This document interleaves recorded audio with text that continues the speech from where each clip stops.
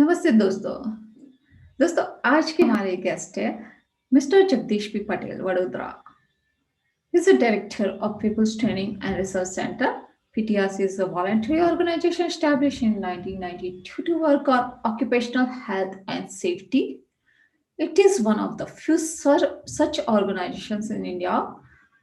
Objectives for which PTRC was established includes generous awareness on OHS among workers, which is being done through exhibitions, news bulletins, popular publications, lectures, and trainings, social research on OHS, advocacy for better enforcement of laws and enact new laws, identify victims of occupational diseases, and help victims are some other objectives for which it is established.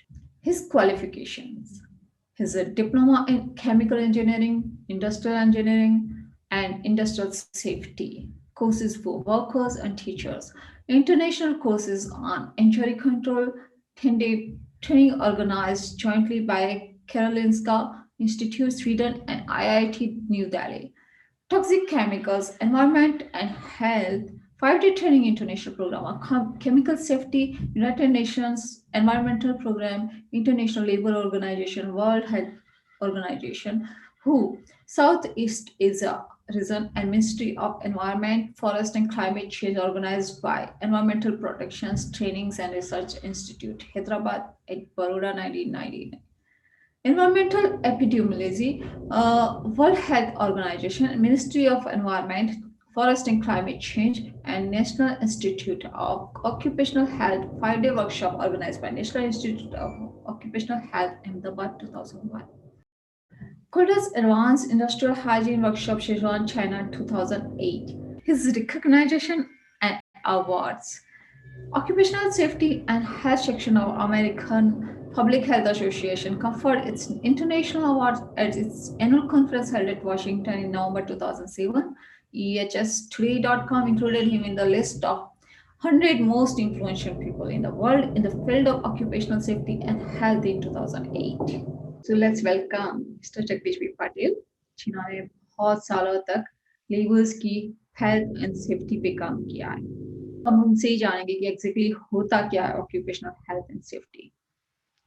नमस्ते। Welcome, कैसे हैं आप? बढ़िया। Corona में जैसे होना चाहिए।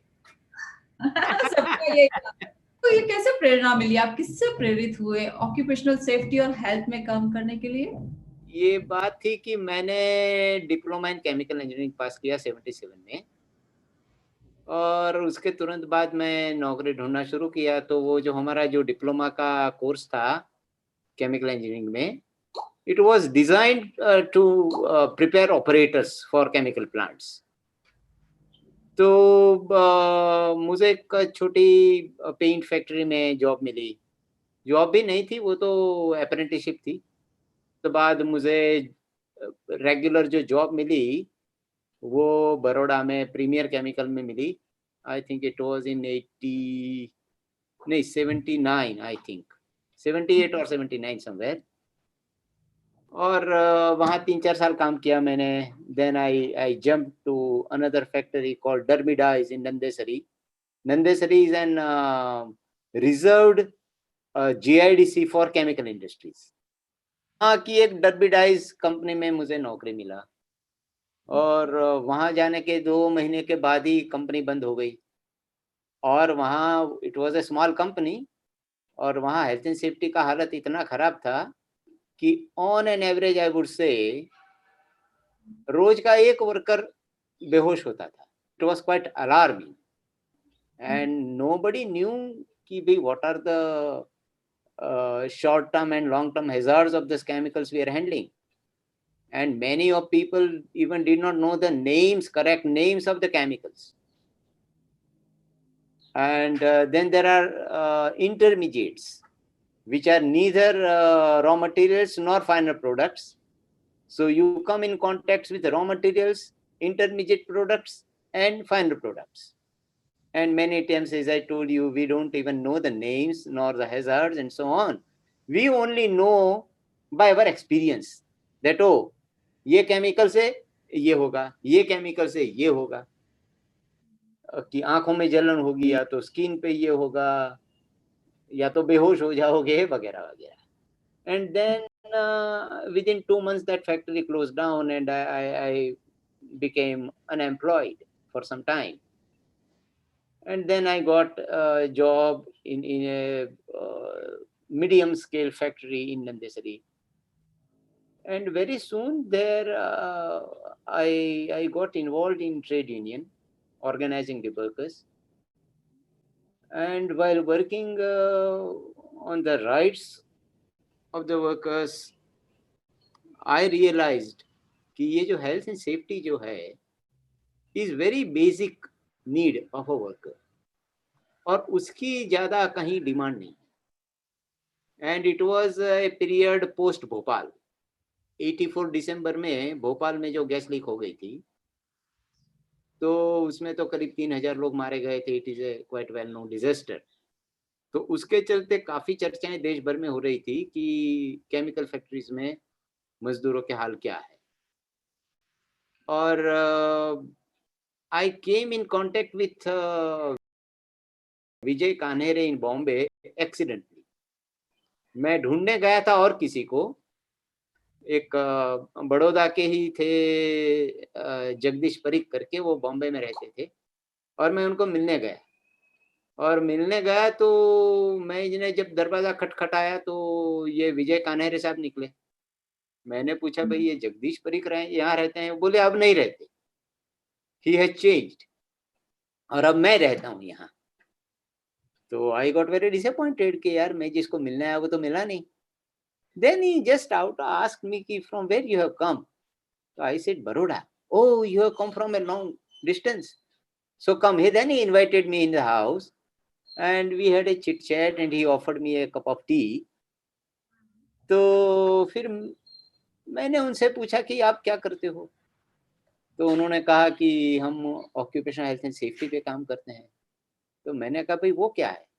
सो ही explain me. मैंने बोला अरे ये तो हमारी प्रॉब्लम है, जो हम अंदर काम कर रहे हैं, केमिकल पे एक्सपोज्ड हैं ऑल डे एंड नाइट, पूरे साल वी आर एक्सपोज्ड. तो बोले हाँ आप ही की प्रॉब्लम है, आप ही के लिए काम कर रहे हैं. और वो और जगदीश परीख साथ में काम करते थे. तो मेरा जो मकसद था जगदीश परीख को मिलने का, वो तो हो गया मेरा पूरा, और एक नई पहचान हो गई, नए subject I got introduced. And then invited me to a workshop in December 85 in Bombay. So I traveled again to Bombay in December 85, attended that one-day training program, not training, workshop. और वहाँ ये हाल था कि they were expecting some 60-70 participants. उसके बजाय वहाँ मुश्किल से 10 लोग थे, और out of those 10, I think we 5 were from Baroda. तो उनको लगा कि भाई बड़ौदा में कुछ बहुत सीरियस प्रॉब्लम्स है हेल्थ एंड सेफ्टी के. तभी 5 वर्कर्स आए ट्रैवल करके, और हमें अपनी छुट्टी भी लेकर के जाना था. तो दे थॉट कि भाई देयर इज समथिंग सीरियस. तो उस वर्कशॉप में हमें बहुत सारी जानकारी मिली, बहुत सारा लिटरेचर मिला, और वो लिटरेचर पढ़ के मुझे बहुत ही मज़ा आया, और मुझे लगा कि ये काम करने की बहुत ही ज़रूरत है. Because I was looking at with reference to my own experience working at shop floor in chemical factories. So that's how I got interested working on health and safety.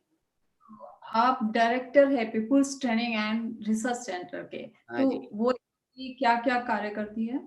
87 में एक व्यावसायिक स्वास्थ्य सुरक्षा मंडल बनाया.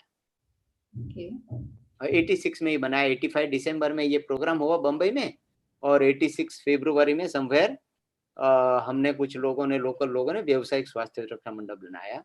और तब हमको था कि भाई हमारा काम रहेगा मजदूरों में जागृति बढ़ाना, उनको इन्फॉर्मेशन देना. तो 2 बातों का इन्फॉर्मेशन था. एक तो हैजार्ड्स ऑफ वर्क, कि आपके काम में क्या क्या जोखिम है उसकी जानकारी हमको देना है. और दूसरा था कि कानून क्या है, कि आपके लिए, आपकी हिफाजत के लिए सरकार ने क्या कानून बनाए हैं, so that they can take advantage and protect themselves. तो उसको लेकर के हमने कुछ कार्यक्रम शुरू किए, और जब काम शुरू किया तो हमारी समझ में आया कि this is a very huge subject, एक समंदर जितना ये पूरा विषय है, क्योंकि कोई काम ऐसा नहीं है कहाँ कोई ना कोई जोखिम नहीं है। चाहे तुम स्कूल में टीचर हो, चाहे खेत में काम कर रहा हो, चाहे तुम मछलियां पकड़ने जाते हो समंदर में, या तो माउंटेनियर हो, कुछ भी हो, तो हर काम में कोई ना कोई जोखिम है। तुम्हारा जो रिक्रिएशन इंडस्ट्री है, तो हमने सुना है कि भाई अमिताभ बच्चन को कैसे कुली के टाइम में एक्सीडेंट हो गया था, और वो संजय खान आग में कैसे झुलस गए थे, और नरगिस दत्त भी आग से बच गई थी, जिनको सुनील दत्त ने बचाया था शूटिंग के दौरान। तो कोई क्षेत्र ऐसा नहीं है जहां कोई जोखिम नहीं है। And we thought of establishing an registered organisation, क्योंकि हमारा स्वास्थ्य सुरक्षा मंडल was not in registered organisation.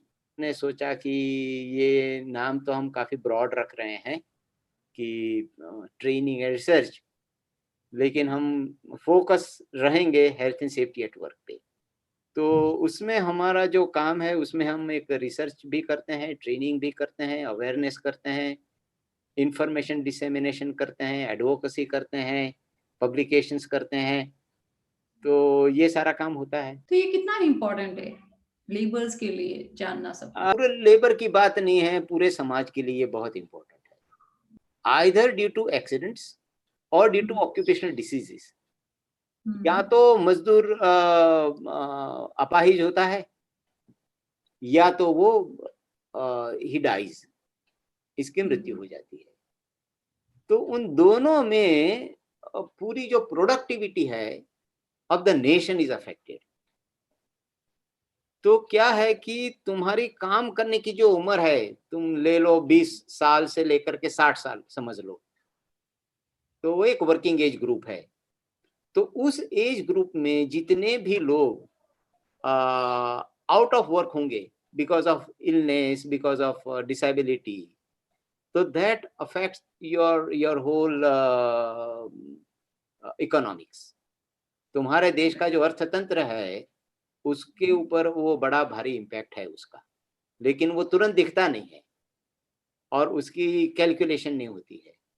और हमारे यहाँ क्योंकि लेबर सरप्लस है, इसलिए हमारे यहाँ उसका इतना ज़्यादा हमें समझ नहीं आ रही है कि how badly it is affecting the society. पूरे समाज के लिए बहुत अहम है, और मजदूर के लिए तो है ही है, क्योंकि उसके पास जो भी है कमवाने के लिए, वो तो सिर्फ उसका शरीर है, और वो शरीर ही जब काम न करे तब उसकी कमवाई बंद हो जाती है, इनकम बंद हो जाती है। तो वो पेट कैसे भरेगा, अपना जीवन यापन कैसे करेगा, अपने बच्चों को कैसे पालेगा?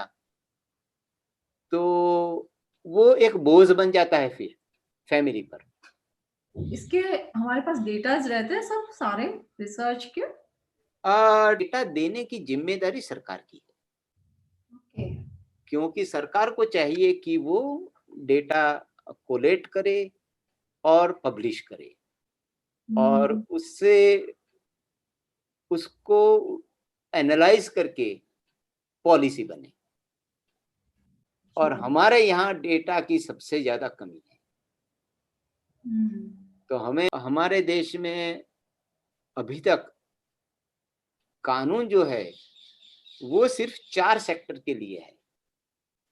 एक है फैक्ट्री वर्कर्स, और फैक्ट्री का मतलब है मैन्युफैक्चरिंग, और वो मैन्युफैक्चरिंग सेक्टर भी पूरा सुरक्षित नहीं है, यानी कि not fully covered by the law, क्योंकि फैक्ट्रीज एक्ट में ये है प्रावधान कि 10 या 10 से ज्यादा मजदूर होंगे तभी ये एक्ट लागू होगा। और अभी जो लेटेस्ट अमेंडमेंट सितंबर में आए, उसमें ये है कि वो जो थ्रेशोल्ड है वो बढ़ा करके 10 से 20 कर दिया गया, कि 20 मजदूर होंगे तभी फैक्ट्री एक्ट लागू होगा। अब यदि फैक्ट्री एक्ट जिसको लागू है, उन्हीं यूनिट्स को चाहिए कि वो रिपोर्ट करे एक्सीडेंट्स को, Otherwise, the smaller units are not required to report the accidents. तो वो एक्सीडेंट्स तो छूट जाते हैं। दूसरा जो क्षेत्र है वो है माइंस, कि जो माइंस में भी ऐसा है कि 10 और more workers are only coming under mine safety. वहां भी बहुत सारे इलीगल माइंस पूरे देश में हैं, और वो इलीगल माइंस में काम करने वाले मजदूर है बड़ी तादाद में है, उनका जो एक्सीडेंट्स हुआ होता है उसका कहीं भी जिक्र नहीं है। फिर जो तीसरा क्षेत्र है वो है डॉक वर्कर्स, और चौथा है वो कंस्ट्रक्शन वर्कर्स। तो सिर्फ ये 4 सेक्टर के किसी सेक्टर के वर्कर्स को health and safety at work का प्रोटेक्शन नहीं है। क्या क्या बीमारियां होती है उन लोगों को, कारखाने में जो काम करते हैं उनको? हाँ, ये एक बहुत अहम सवाल है कि आए दिन हम अखबारों में पढ़ते हैं कि फला वर्कर ऊपर से गिर गया, फलाने वर्कर को मशीन में चोट लग गई। तो ये जो चोट और एक्सीडेंट्स होते हैं उसकी तो तुमको अखबार में न्यूज मिलते रहे। अभी आपने ये पढ़ा नहीं होगा कि फलाने वर्कर को सर दर्द हो गया, हेडेक हो गया, या तो पेट में दुखने लगा, या तो उसके बदन में दर्द होने लगा, क्योंकि ये तो रोज की बात है। कौन वर्कर ऐसा है जिसको बैक पेन नहीं होता है, या तो आर्म्स नहीं दुखते हैं at the end of the day. ILO का एस्टिमेट है कि it is 7 times more than accidents, कि एक्सीडेंट्स में यदि 2 लाख मरते हैं तो ऑक्यूपेशनल डिसीज के चलते 7 गुना यानी 14 लाख मजदूर मरते हैं। तो टोटल 21 लाख मरते हैं, उसमें से सिर्फ 2 लाख एक्सीडेंट की वजह से मरते हैं, जिसके बारे में हम अखबार में पढ़ते रहते हैं। लेकिन जो 14 लाख मरते हैं उसके बारे में कहीं तुमको अखबार में मिलेगा नहीं, क्योंकि उसके बारे में बहुत कम जानकारी है। अभी किसी वर्कर को किडनी खराब हो गई, तो वो किडनी क्यों खराब हुई, केमिकल के चलते खराब हुई, तो कोई उसको कहता नहीं है। किडनी खराब हो गई, जाओ डॉक्टर से दवाई ले लो, डायलिसिस करवा लो, मर जाओ, हो गया काम।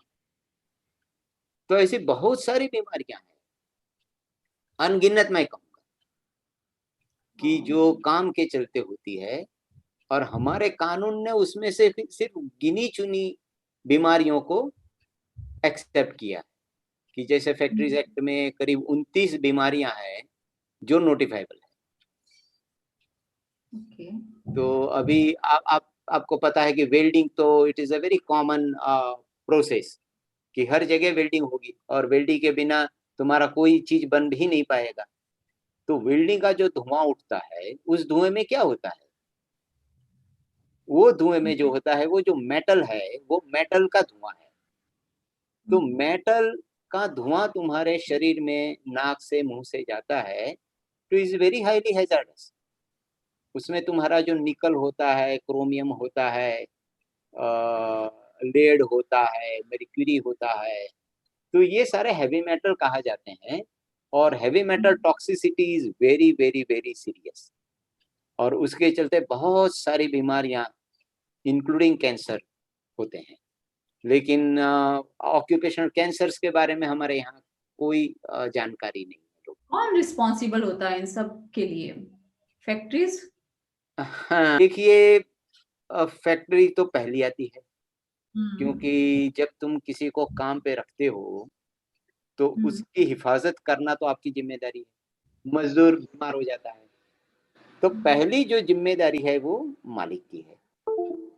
दूसरी जिम्मेदारी जो है वो सरकार की है, क्योंकि सरकार को चाहिए कि सभी मजदूरों की हिफाजत करे।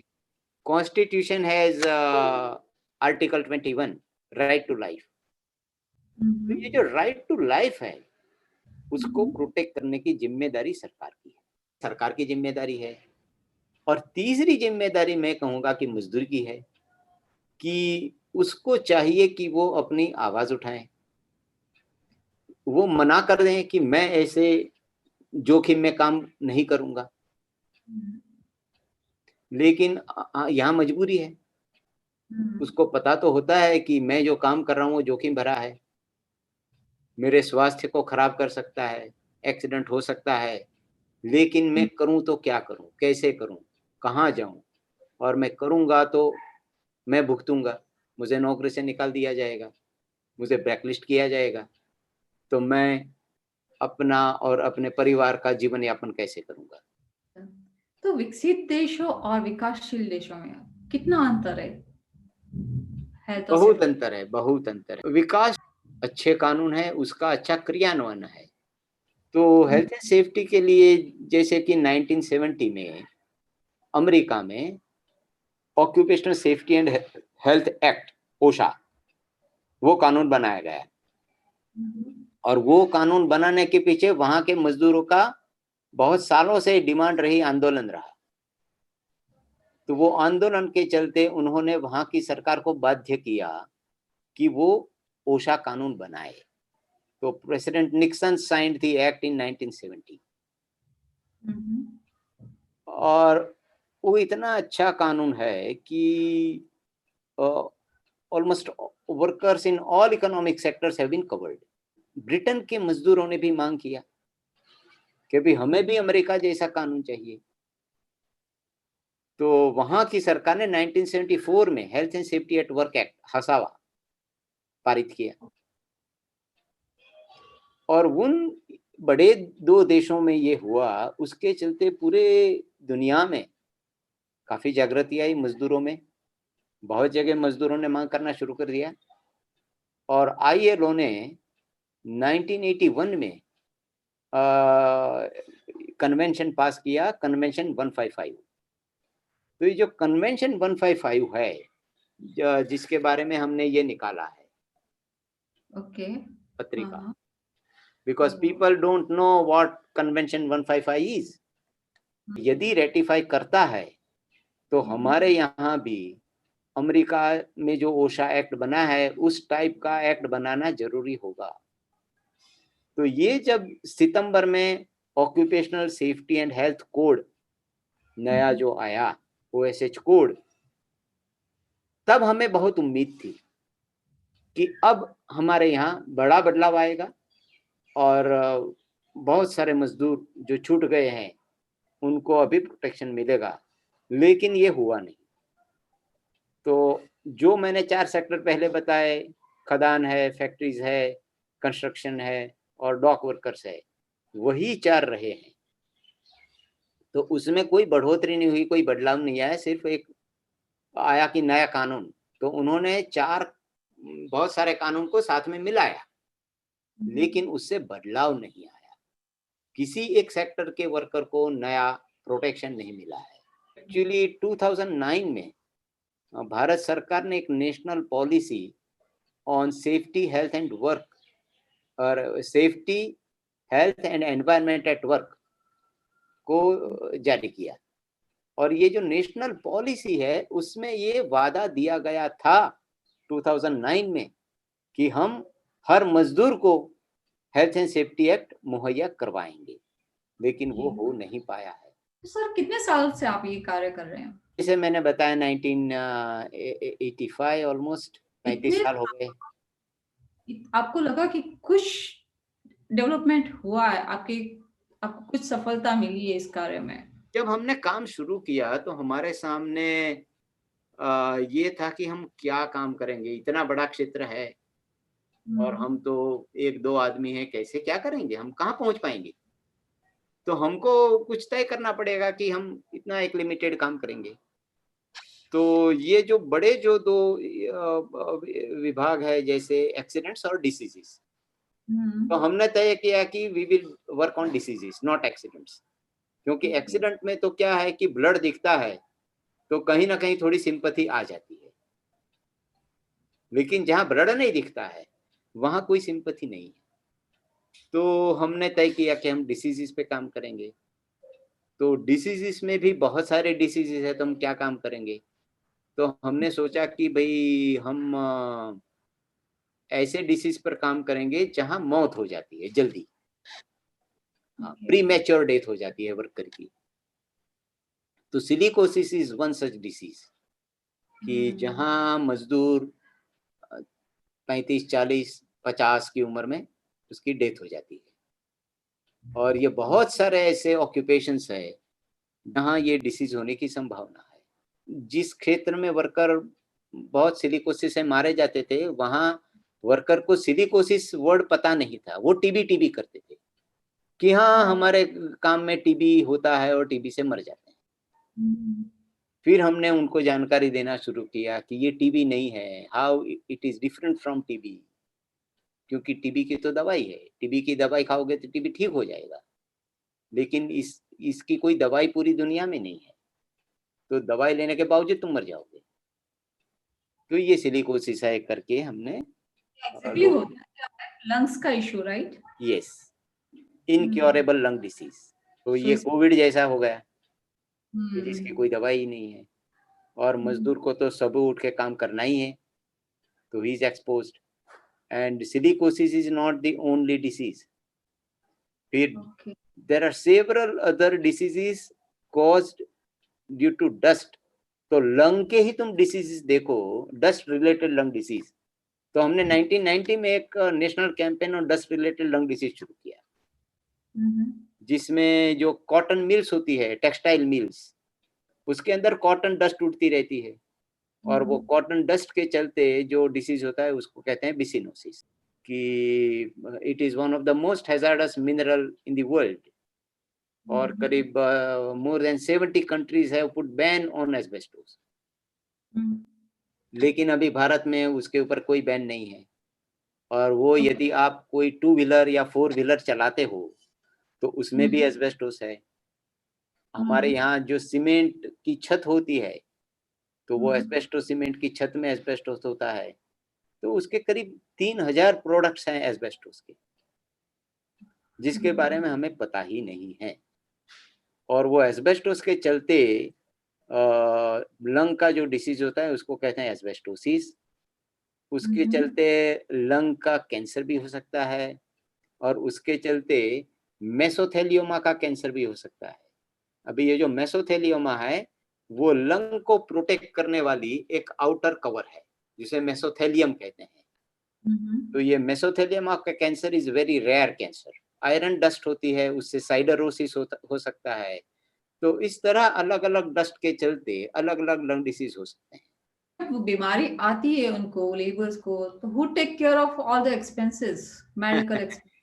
Worker himself, Oh because if no. he is not, in most cases he is not covered by any social security law। यहाँ जो सबसे बड़ा जो सोशल सिक्योरिटी एक्ट है वो ईएसआई एक्ट है, और ईएसआई के अंडर जो कवर्ड है उनको आईपी यानी इंश्योर्ड पर्सन कहा जाता है।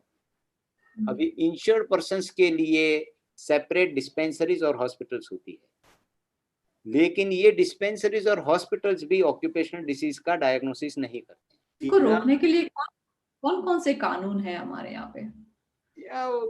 मैंने जैसे कहा, फैक्ट्रीज एक्ट है, कंस्ट्रक्शन वर्कर्स एक्ट है, माइंस एक्ट है, ज्यादा कानून भी नहीं। और वो कानून में भी जैसे मैं बताऊं कि अभी फैक्ट्रीज एक्ट में एक शेड्यूल 2 था, जो भोपाल एक्सीडेंट के बाद 1987 में factories act was amended in a big way. उस टाइम ये शेड्यूल 2 उसके अंदर डाला गया। वो ये था कि तुम्हारा जो वर्क एनवायरनमेंट है, वो वर्क एनवायरनमेंट में कितने पोल्यूटेंट हो सकते हैं, होना चाहिए या नहीं। तो उसको थ्रेशोल्ड लिमिट वैल्यू बोलते हैं, कि जैसे शोर, तो कितना शोर होगा तब तक चलेगा। तो कानून ने कहा कि 90 डेसिबल तक आवाज होगी तो चलेगा, 90 डेसिबल से ऊपर होगा तो नहीं चलेगा। तो इस तरह करीब 120 मटेरियल्स की threshold limit values were decided in schedule 2। और अब जो OHS कोड जिसके अंदर फैक्ट्रीज एक्ट को समाया गया है, उस OHS कोड में से वो शेड्यूल निकाला गया। अभी हमें पता नहीं चलता कि क्यों निकाला गया और उसको कैसे आगे बढ़ाओगे। एक्चुअली वो 120 का जो लिस्ट था वो 84 के बाद उसमें अमेंडमेंट नहीं हुए, उसको तो अभी हमें 300-400 तक ले जाना चाहिए, लेकिन हम 120 पे अटक गए, प्रोग्रेस कुछ किया नहीं।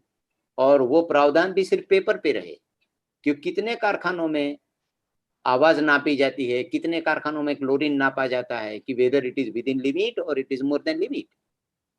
तो कानून तो बनाए लेकिन उसका क्रियान्वयन बहुत ही पुअर रहा। तो आईएलओ और अन्य इंटरनेशनल ऑर्गेनाइजेशन, उनकी क्या भूमिका रहती है इसमें? देखिए, आईएलओ की जो भूमिका है वो तो तुमको मार्गदर्शन करना है, दिशा दिखाना है, चलना या नहीं चलना आपके ऊपर है। आप कहोगे मैंने ताकत नहीं है, मैं नहीं चल पाऊंगी, तो कोई बात नहीं। आईएलओ ने तो दिशा दिखाएगी कि आपको ईस्ट में जाना है लेकिन आप तो बैठ गए, आप में ताकत ही नहीं है। तो आईएलओ ने बहुत सारे कन्वेंशंस और रिकमेंडेशंस बनाए हैं। कई बार वो स्टेट गवर्नमेंट्स को, यानी कि स्टेट को वो गाइड करते हैं। सिलिकोसिस प्रिवेंशन के लिए एक पूरा प्रोग्राम बनाने के लिए उन्होंने सिफारिश की थी, लेकिन आज तक हमने नहीं माना वो। दो it is very important, it has limitations. So how can we improve workplace safety को? हम कैसे इम्प्रूव कर सकते हैं? मुश्किल है, बहुत मुश्किल है, बहुत ही मुश्किल है, क्योंकि पॉलिटिकल विल होगी तभी ये हो पाएगा। नहीं, यहाँ मजदूर में ताकत नहीं है कि वो उठ खड़ा हो जाए। उसके जो ऑर्गेनाइजेशन है, मेनली ट्रेड यूनियंस, वो 1990 में जो हमारी न्यू इकोनॉमिक पॉलिसी आई उसके बाद बहुत वीक हो गए, उनकी मेंबरशिप कम हो गई। वो बोलते हैं उसको कोई सुनने वाला है नहीं।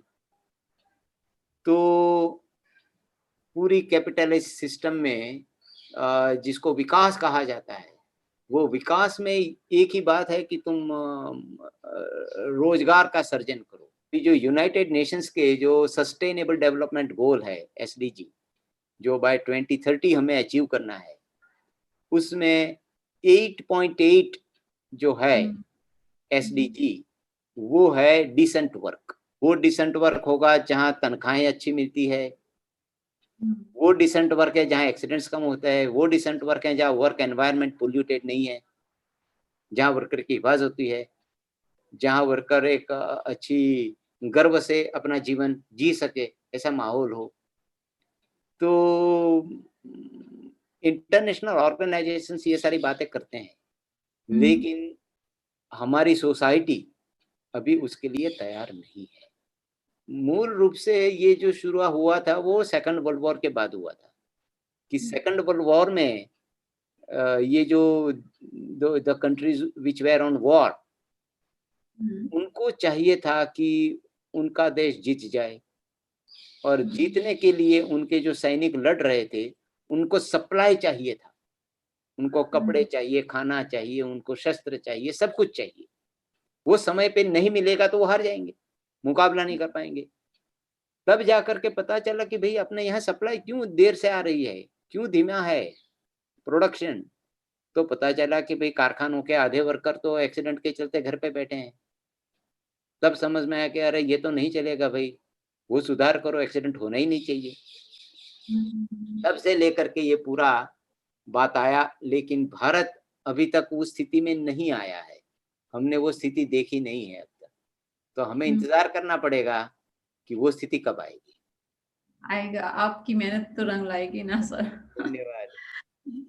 तो आप इतने टाइम से उसमें है, तो आपको क्या लगता है मेन इंपॉर्टेंट क्या है, प्रोडक्टिविटी या हेल्थ एंड सेफ्टी? के बगैर प्रोडक्टिविटी आएगी ही नहीं, क्योंकि जितने मजदूर तुम्हारे बीमार है, वो धीमा काम करेंगे ना, if they are not comfortable. अभी देखो वर्क प्लेस में गर्मी बहुत है, if you are not feeling comfortable तो तुम कैसे ज्यादा काम दोगे? थोड़ी देर में तुम थक जाओगे, बैठ जाओगे, फिर उठोगे, फिर काम करोगे। बहुत शोर है तब भी तुम थक जाओगे। तो ये तो तुम्हारा एक फिजिकल वो है जिसके ऊपर तुम्हारा खुद का कोई कंट्रोल ही नहीं है, तो तुम्हारा शरीर थक जाएगा, तुम चाहे कितने भी यंग हो। इन पोल्यूटेंट्स के चलते तुम्हारा शरीर थक जाएगा और प्रोडक्टिविटी तुम दे नहीं पाओगे। बात यह है। तो जो investment in health and safety is always going to help the industry.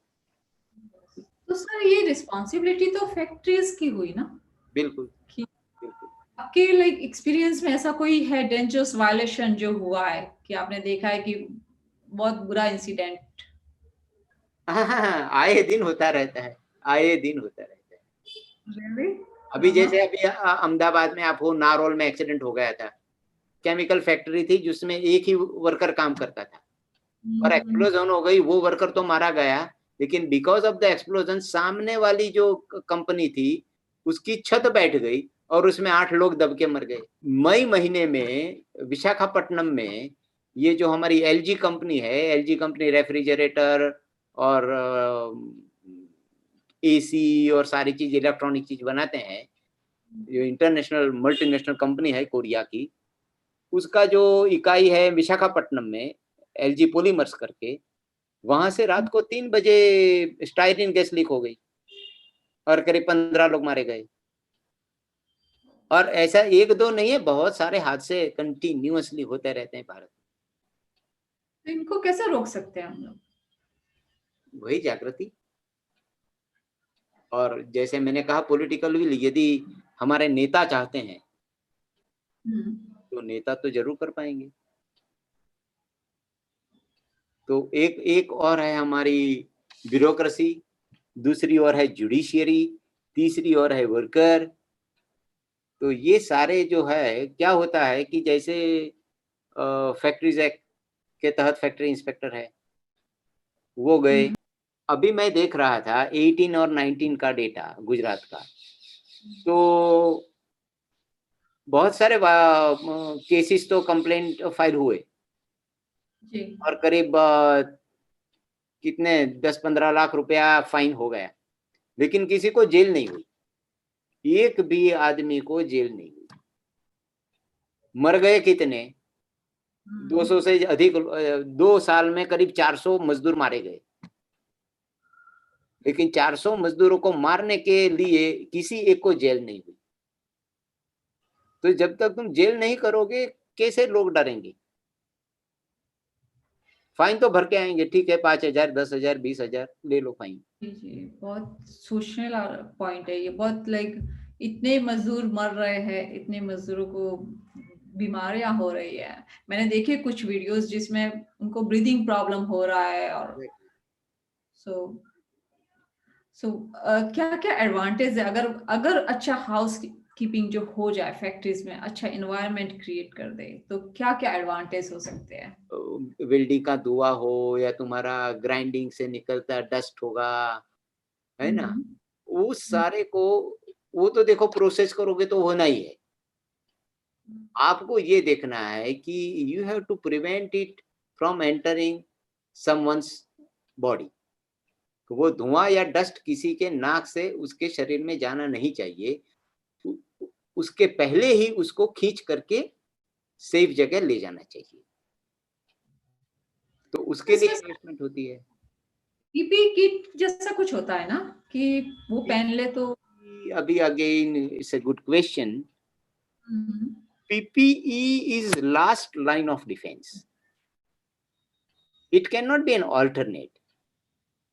ये धुआं उड़ता है, मैं कुछ नहीं कहूंगा, तुम एक मास्क पहन लो, इट डजंट वर्क, बिकॉज ये जो मास्क होता है उसके अंदर जो छोटे छोटे पोर्स होते हैं, उसी के चलते तुम्हारी सांस आती जाती रहती है। वो आती जाती नहीं तो आप मर जाओगे, है ना। तो उसी पोर्स से ये धुआं और डस्ट अंदर भी जाएगा, तो उससे तुम्हारा एडिक्वेट प्रोटेक्शन होता नहीं है। तो मूल बात यह है कि भाई कानून ने कहा है कि तुम्हारा जो डस्ट लेवल है वो इतना होना चाहिए, तो सबसे पहले आपको वो करना पड़ेगा कि उसको मेंटेन करो, उसके बाद तुम मास्क दे दो। अब तुम वो जो थ्रेशोल्ड लिमिट वैल्यू है उसको मानते नहीं हो, नापते नहीं हो, कितना भी धूल उड़े उड़ने देते हो, और फिर कहते हो कि तुम मास्क पहन लो बचना है तो, और उससे मास्क से बचाव होगा ही नहीं, क्योंकि mask can not filter the micro dust particles. क्योंकि तुम्हारी लंग की जो अल्वियोली है, वो अल्वियोली में 2 से 5 माइक्रोन साइज के ही डस्ट पार्टिकल जा सकते हैं। उससे बड़े जो है वो तुम्हारे नाक में छलनी हो जाएंगे। नाक में जो बाल होते हैं और तुम्हारा म्यूकस होता है उसमें वो अटक जाते हैं।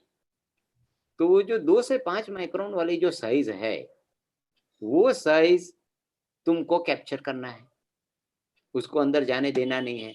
और वो तो मास्क भी अंदर चला जाता है। तो मास्क इज नॉट सॉल्यूशन। आपकी एक बुक है कारखाना में सलामती एक अंधारो खूनो, वो एक्चुअली किसके बारे में है? ये पूरी पॉलिटिक्स के बारे में बात करती है। ओह, पूरी सेफ्टी की पॉलिटिक्स क्या है हम्म, कि जब भी कारखाने में एक्सीडेंट होता है तो जो सवाल तुमने पूछा था वो सवाल आता है कि कौन जिम्मेदार, who is responsible for this accident. तो तुरंत ही मालिक लोग कह देते थे वो वर्कर, क्योंकि वर्कर ने ध्यान ही नहीं रखा, वो बेध्यान था, उसने पीपीई नहीं पहना था, उसने ये नहीं किया, उसने वो नहीं किया। तो पूरा जो जिम्मेदारी है वो उनके ऊपर गाड़ देना। In a factory setting worker is powerless. तुम्हारे घर के अंदर सासू बहू है तो बहू इज पावरलेस। और रोड जो है, रोड के ऊपर एक्सीडेंट होती है तो वहां ड्राइवर इज पावरलेस। तो रोड एक्सीडेंट होगा तो बोला जाए कि ड्राइवर बिल्कुल बेकार है, ड्राइवर ठीक से चलाता नहीं है। घर में कुछ बच्चा गिर गया तो सास बहू को बोलेगी कि तुमने बच्चे का ध्यान नहीं रखा। और कारखाने में जब होगा तो वो मजदूर पे आएगा। तो ये पूरी जो फाइट है वो पावरलेस वर्सेस पावरफुल है। तो ये पूरी पॉलिटिक्स है कि how powerful people put responsibility on powerless people, whether it is home, whether it is road, whether it is workplace। तो ये सारी बातें उस छोटी सी बुकलेट में समझाई गई है। तो सर जब काम आपने स्टार्ट किया और आज हालातों में कितना डिफरेंस आया? डिफरेंस तो आया है। जैसे बहुत सारे, जब हमने शुरू किया तो हमारे जैसे ऑर्गेनाइजेशन बहुत कम थे। ओके। जो which were dedicated to health and safety at work. कुछ कुछ राज्यों में ऐसे ऑर्गेनाइजेशन हुए हैं which are dedicatedly working on this issues, mainly silicosis. National human rights commission है, अच्छी तरह से उसको एड्रेस किया और उसने हम जैसे ऑर्गेनाइजेशंस को एनकरेज किया कि हम लोग कंप्लेंट्स फाइल करें उनके सामने। तो बहुत सारे ऑर्गेनाइजेशन ने नेशनल ह्यूमन राइट कमीशन के सामने कंप्लेंट्स दायर की कि ये जो राइट टू लाइफ है वायलेट हो रहा है and state has failed in protecting the life. और उसके चलते एनएचआरसी ने बहुत सारे रिकमेंडेशंस दिए और वो रिकमेंडेशंस के चलते बहुत सारे स्टेट गवर्नमेंट्स ने जो अनऑर्गेनाइज्ड सेक्टर के वर्कर्स है सिलिकोसिस से पीड़ित, उनको मुआवजा देना शुरू किया। ये हो गया है कि चाहे वो मजदूर ऑर्गेनाइज सेक्टर का हो या अनऑर्गेनाइज सेक्टर का हो, सिलिकोसिस से डेथ हुई है तो गुजरात सरकार उसे 1 लाख रुपया देती है, जबकि एनएचआरसी कहती है 1 लाख इनफ नहीं है, 4 लाख देना चाहिए। तो अभी हमारी जो मांग है वो 4 लाख के लिए है। हमारी मांग ये भी है और एनएचआरसी ने भी रेकमेंड किया है कि सिर्फ मरने पर नहीं देना है, जो जिंदा है, जो घर में बैठ गया है, जो उससे काम नहीं होता है, कमवाई नहीं कर पा रहा है, उसको भी पेंशन देना चाहिए। तो जैसे हरियाणा गवर्नमेंट 5,000 रुपया पेंशन देती है ऐसे मजदूरों को, राजस्थान गवर्नमेंट भी पेंशन देती है। बदलाव इतना आया है कि बहुत सारे मजदूरों में जागृति आई है। एनएचआरसी के चलते बहुत सारे स्टेट गवर्नमेंट्स को कुछ ना कुछ कदम उठाने पड़े हैं और बदलाव है वो बहुत धीरे आ रहा है लेकिन आ जरूर रहा है। अगर मजदूर को पता चल जाए कि फैक्ट्रीज में कुछ वायलेशन हो रहा है तो वो कहाँ पे कंप्लेन कर सकता है? कुछ ऐसा बहुत डरता है ना, उसको नौकरी से निकाल दिया जाएगा तो वो नहीं करेगा, कुछ भी पता होने के बावजूद नहीं करेगा। तो आप क्या अच्छा सा मैसेज देना चाहोगे एम्प्लॉयर्स को भी और एम्प्लॉयज को भी? नहीं, सीधी बात है कि यदि एम्प्लॉयर्स हेल्थ एंड सेफ्टी में इन्वेस्ट करते हैं हम्म, तो उनको कोई खामियाना भुगतना नहीं पड़ेगा, क्योंकि वो इन्वेस्टमेंट सीधा निकल जाएगा। क्योंकि when workers are better protected, उनकी प्रोडक्टिविटी बढ़ जाती है, right. उनकी जो सिकनेस के डेज ऑफ सिकनेस है वो कम हो जाते हैं। हम्म, तो उस सब के चलते फायदा है। लेकिन जो सबसे बड़ी प्रॉब्लम है वो अपने यहाँ ये है कि 93% of workers are in unorganised sector, only 7% workers are in organised sector. तो जो 93% वर्कर्स है, जहाँ एम्प्लॉयर एम्प्लॉय रिलेशनशिप ही वेल एस्टेब्लिश नहीं है, वहां सरकार को बहुत कदम उठाने की जरूरत है और वहां सरकार को भी इन्वेस्टमेंट करना पड़ेगा, तब जा करके हमारे यहाँ कुछ बदलाव दिखेगा। आप जैसे लोग काम कर रहे हैं तो डेफिनेटली जल्दी चेंज आएगा। Let us hope. बहुत इंसाइटफुल सेशन था ये, मतलब कि बहुत से लोगों को पता नहीं होगा कि क्या क्या बीमारियों से गुजरते हैं मजदूर लोग। आप बहुत अच्छा कार्य कर रहे हो। Thank you for your time. Thank you sir, thank you so much. आपके जरिए ये बात बहुत सारे आपके दर्शकों तक पहुंचे और सभी लोग अपना हाथ बटाएं, क्योंकि इक्का दुक्का लोग इसमें ज्यादा कुछ नहीं कर पाते हैं। तो हम सबको मिलकर के इस समाज को बनाना है, बढ़ाना है और बचाना। Thank you viewers for joining us. Thank you.